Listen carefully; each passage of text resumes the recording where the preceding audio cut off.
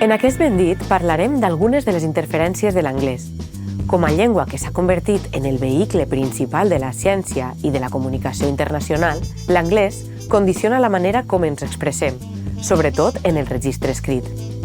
Així, són habituals els calcs en sintaxi, és a dir, en l'ordenació de les paraules i la frase, i també en el lèxic, on sovint s'introdueixen significats impropis.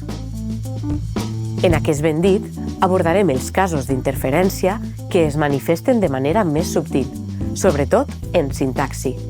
Són expressions que, preses paraula per paraula, poden semblar correctes, però en què la construcció resulta inviable, o almenys sona forçada. Un dels casos més freqüents és el del subjecte sense determinació a l'inici d'una frase, del tipus: estudis recents proven que tenim ADN neandertal. Científics descobreixen un forat negre supermassiu. Pacients de la clínica han contret diarrea. En la nostra llengua, aquestes construccions són inviables i només s'admeten, per brevetat i en certes condicions, en titulars periodístics. En casos així, tenim unes quantes alternatives possibles. Primera, presentant el subjecte amb verbs que expressen existència o esdeveniment, com hi ha, han aparegut, s'han produït o fórmules semblants. Hi ha estudis recents que proven que tenim ADN neandertal. Segona alternativa, utilitzant l'article determinat, cosa que no implica que necessàriament s'incloguen tots els elements del conjunt referit, com ara en els científics descobreixen un forat negre supermassiu. Llegint o sentint aquesta frase, ningú no conclourà que tots els científics han fet alhora aquesta descoberta, sinó només alguns membres del col·lectiu. Tercera alternativa, amb fórmules quantificadores, com uns quants, un grup de, un equip de o similars. Uns quants o diversos pacients de la clínica han contret diarrea. Un equip de científics descobreixen un forat negre supermassiu.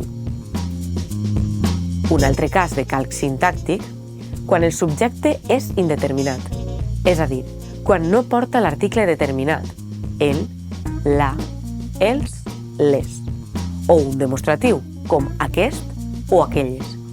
El solen posar cap al final de la frase i, en tot cas, després del verb. Això, que és normal i general, a vegades ho veiem alterat per influència de l'anglès. Ho comprovem en frases com: moltes teories del crim han aparegut els últims dies, que espontàniament formularíem així: han aparegut moltes teories del crim els últims dies, amb el subjecte després del verb. De manera semblant, no diem: en la redacció final, diverses reivindicacions s'han rebaixat, sinó: en la redacció final s'han rebaixat diverses reivindicacions.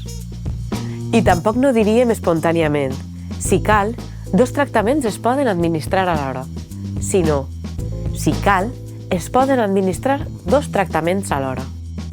Ben dit, no utilitzarem frases amb subjectes sense determinar, del tipus: científics han descobert un forat negre, sinó: els científics han descobert, o un equip de científics ha descobert un forat negre, i posarem els subjectes indeterminats després del verb, com en es poden administrar 2 tractaments alhora, en compte de 2 tractaments es poden administrar alhora.